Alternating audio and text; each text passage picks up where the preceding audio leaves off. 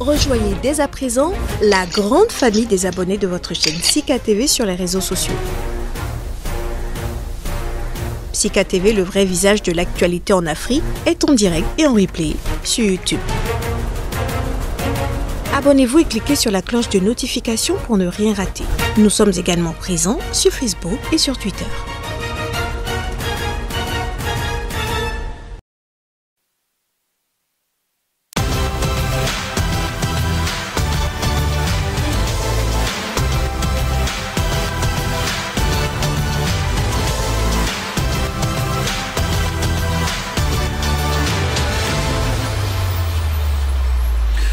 À tous, bienvenue, mesdames, messieurs. Lutte implacable contre la corruption sous le régime Talon.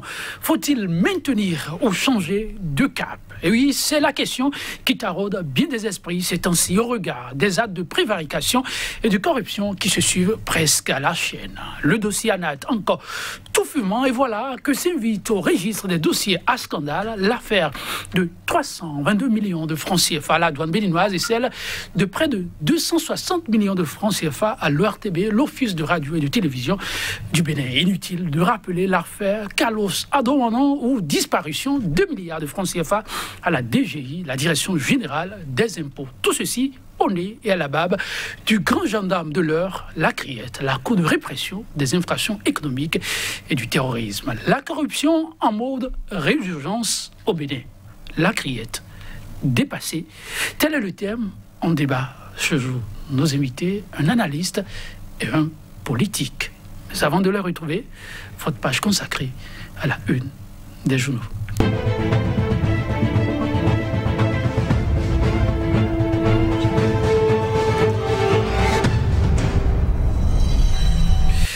Oui, nous voici au 30 ans du mois d'août, le dernier rendez-vous, n'est-ce pas? Pour ce mois-ci, parlant de la revue de presse, nous allons y aller, c'est Landry au rendez-vous pour nous faire le point de sa collègue. Landry Salanon, bonjour. Je parle du dernier rendez-vous sous ce mois. Est-ce qu'il y a une actualité qui vient ponctuer ce rendez-vous? Écoutez, on parle toujours dans la revue ce matin même des suites du décès de Rosine Vieira-Soglo avec la présence tout de même attendue du chef de l'État Patrice Talon au domicile de la défunte. Jusqu'à présent, le chef de l'État ne s'est donc pas déplacé. La presse, en tout cas, semble évoquer, disons dans ces colonnes aujourd'hui, les raisons qui justifieraient ou qui pourraient donc justifier cette absence, en tout cas pour l'heure, du chef de l'État Patrice Talon au domicile, disons de la veuve Rosine Vieira-Soglo. On y revient d'ailleurs dans un instant. On parle aussi du modèle démocratique au Bénin. Depuis 2016, la presse qui s'en désole, le Bénin qui ne fait donc plus, en tout cas, envier, qui n'est donc plus envié, j'allais dire, par son modèle démocratique. Au-delà de ça, est-ce qu'on peut espérer un changement pour les 5 prochaines années? Question aussi dans la presse. Et puis, on parle aussi de ce dialogue politique qui est toujours attendu. La presse, en tout cas, qui, à la fois, essaie donc d'évoquer, voilà, la bonne foi à la fois du chef de l'État. Et puis aussi, du côté de l'opposition, les raisons, peut-être aussi, qui font, pour le moment, qu'elle attend toujours. Ok, merci. Comme élément pour boucler le mois, et pourquoi pas, on va du politique à ce qu'on pourrait appeler l'image, la dignité et la valeur intrinsèque à valoriser. Landry Salanon, on va donc y aller. Ça va être d'abord avec quel quotidien pour commencer? On démarre avec le Matin Libre. C'est Matin Libre qui nous parle du décès de Rosine Vieira-Soglo, l'ancienne première dame. Voici pourquoi Patrice Talon n'est pas allé chez les Soglo. La réponse figure dans le journal. Le quotidien qui revient un peu sur ces déclarations du porte-parole du gouvernement, Wilfrid Léon Montbédier, qui était donc sur Crystal News, voilà le radio en ligne, c'était donc dimanche dernier. On parle de crue du fleuve Mono, notamment en Albitor, il y a de probables lâchers d'eau. Voilà, le quotidien qui semble donc d'alerter. Et puis, licence professionnelle, la phase écrite démarre demain. Demain, on dit donc le journal Matin Libre. Le matinal reste dans les arcanes de la politique pour parler de la décrispation, de la tension politique. Pour le journal, Patrice Talon est ouvert au dialogue. Mais attention, l'opposition est en quête de repères, on dit le quotidien. Et nommé président du conseil d'administration de la Société des Postes du Togo, Grégoire Kofodi, l'ancien ministre de la Justice de Boniaï, est contesté, nous dit le matinal. Point média, pas de la gouvernance démocratique. Le peuple espère mieux, nous dit le journal, dans un dossier à découvrir dans ces colonnes, plus précisément à la page 2. Et puis démission de Sylvie de Chacuste, l'UDBN, voilà. Le parti de Claudine Prudencio. De gré ou de force, s'interroge le quotidien. Que s'est-il passé entre-temps? Réponse aussi à découvrir dans ces colonnes. Et puis corruption au poste de douane, dit la Kondji. Les prévenus sous le coup de 3 chefs d'accusation, rapporte par ailleurs le journal Point Média. Nassiara parle aussi de la corruption au Bénin, affaire fausse attestation douanière au poste d'Ila-Kondji, poste frontalier au niveau de avec le Togo évidemment. Le dos au mur, Saka Chal, voilà, suspend 4 collaborateurs pour sauver sa tête. Voilà ce que nous dit donc le journal Nassiara. Et puis on parle aussi de ces opérations d'actualisation des données au niveau des données foncières au niveau de la ville de Cotonou. Luc Setondi à propos se ressaisit face à la contestation, nous dit Nassiara. Actu Express parle de ce dossier au niveau de la douane d'Ila-Kondji. Le journal nous détaille, en tout cas selon lui, la vraie version des faits, l'aboutissement d'une enquête diligentée par le directeur général Charles Saka, des impayés étalés sur 2 années d'exercice, précise Actu Express. Et la tribune de la capitale parle de son côté de ces polémiques autour du vaccin contre le coronavirus au Bénin. Les populations sont dans un cul-de-sac, voilà ce que nous dit le journal, qui parle aussi de la lutte contre l'insécurité à Cotonou. Retenez qu'il y a donc 3 malfrats qui ont été mis hors d'état de nuire au quartier Djonké à Cotonou. La Nation, le quotidien des services publics, nous informe de ces programmes de plantation et des grandes cultures. Il y a des prémices d'une révolution, dit donc le journal de service public La Nation. Et puis le quotidien spécialisé Éducation qui parle de ces concours d'entrée dans les lycées d'enseignement technique. Des candidats sont venus composer hier 104 scolaires. Des parents ont été donc mis à contribution pour corriger le tir. Encore des candidats à la recherche de leur centre de démarrage, au démarrage des épreuves. Et puis le journal qui précise aussi par ailleurs qu'ils étaient donc 12 845 candidats à donc composer dans 17 centres.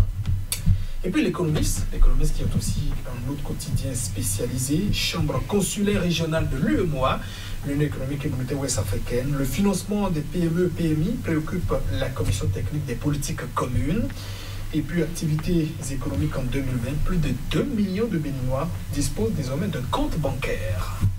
Merci Landry Salanon, c'est heureux à apprendre. On va y aller.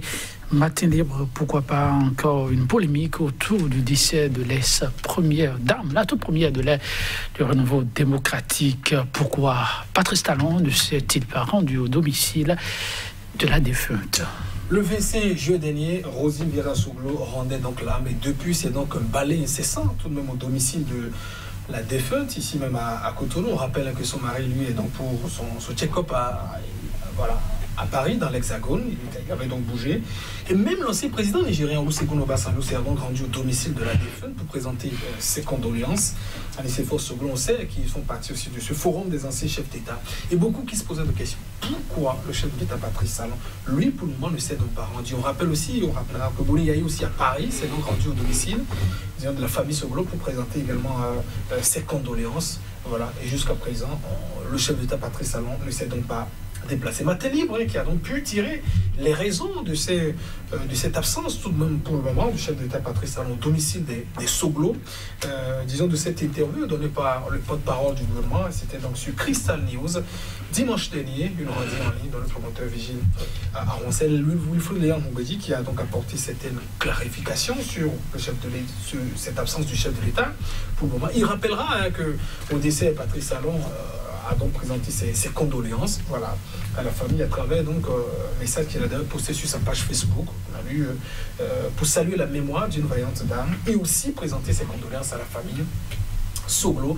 Wilfried Léon Moubedi qui prêche quand même le caractère républicain, en tout cas des actes que doit poser Patrice Talon, lui qui revendique que si en tout cas le protocole au niveau de la République, au niveau de l'État imposait par exemple que on devrait se déplacer au domicile de la défunte de Rosine Vieira-Souglo, que Patrice Talon ne manquerait donc pas à cette obligation. Donc, autrement pour dire, il a présenté les condoléances en tant que chef de l'État, en incarnant cette posture. Donc pour le moment, Wilfried Léon estime tout de même le porte-parole que pas d'obligation.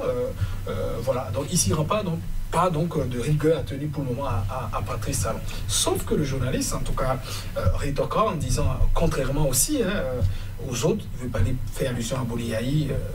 Par le passé aussi, on voyait régulièrement les anciens chefs d'État se déplacer, en tout cas pour une certaine courtoisie, au domicile de leurs anciens chefs, de leurs prédécesseurs. C'était également pour le recevoir au niveau du palais de la République. Pourquoi, pour le moment, on ne sait toujours pas Patrice Talon aussi se déplacer. Même s'il faut convenir, en tout cas, comme un peu il le dit, parlant un peu de protocole au niveau de l'État, c'est vrai, pas d'exigence.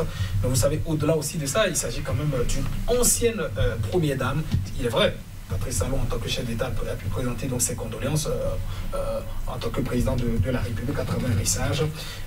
Mais d'abord, à deux niveaux. D'abord, ancienne première dame, une certaine courtoisie. Ça n'enlèverait rien, en tout cas à Patrice Talon, de se déplacer à travers ce grand geste quand même, au niveau de la famille Soglo. Donc, premier point de vue, se déplacer au domicile, présenter donc les condoléances, disons, à Nicéphore Soglo, voilà.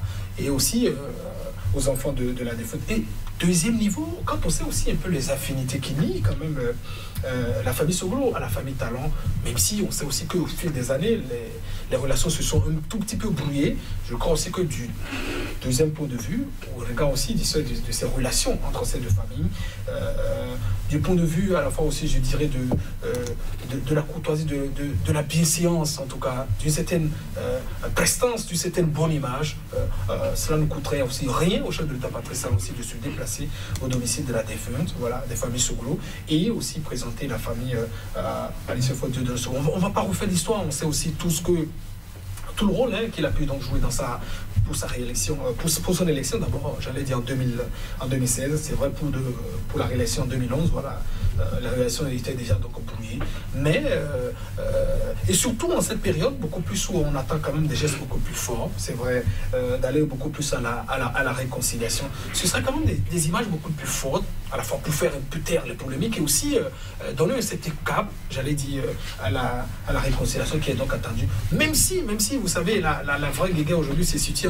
savoir, mais entre le chef et les autres qui fait le premier pas. C'est un peu comme une jeune dame, permettez-moi un peu la parenthèse, dont un homme plaît, en tout cas qui se retient tout de même, en tout cas qui ne veut donc pas faire les premiers pas, au risque peut-être de dire, voilà, on est en Afrique, on est dans telle période, vous avez peut-être reçu une mauvaise éducation. Donc on se dit, entre les deux, qui doit faire pour le moment le premier pas. C'est vrai, on dira, le chef est dans la posture du chef. Les autres pouvaient donc aussi se déplacer vers lui. Je parle un peu de la réconciliation. Mais on dit souvent aussi l'humilité. Voilà, fait aussi beaucoup grandit l'homme. Donc j'espère ou j'attends que ce déplacement, en tout cas du chef de l'État à ce domicile, pourrait, à mon avis, donner un grand signal. Mais en tout cas, à s'en tenir aux propos donc donnés par le porte-parole du gouvernement, il me semble très bien que, en tout cas pour le moment, ce déplacement n'est donc pas à l'agenda. Et l'autre question aussi qui n'a donc pas manqué au secours de cet été, c'est de savoir est-ce que finalement on verra Patrice Talon, disons, à ses obsèques lorsqu'ils seront donc organisés en République du Bénin. Et au final, on voyait simplement de répondre de porte-parole. Évidemment, il n'est pas dans de la prestidigitation. Évidemment, attendant de voir, comme il a dit, oui, ici pour voir. Alors, cela dénote, en tout cas, à travers ces réponses aussi, que les bruits que nous avons entre la famille Soglo et puis la famille Patrice Talon, en tout cas, ces bruits demeurent encore. Et je crois, une fois encore, et on a aussi rappelé depuis quelques jours quand même, et ce décès en principe de cette dame, de l'ancienne première dame, devrait donc être une occasion pour toute la classe politique, la société civile en tout cas, de profiter de ces occasions et de faire taire, de baisser un peu la température, comme on le dit. Mais jusqu'à présent, c'est vrai que chacun de son côté prêche la parole. Le gouvernement dit nous sommes de bonne foi, on peut venir dialoguer, on n'empêche personne de venir, en tout cas, dans son pays.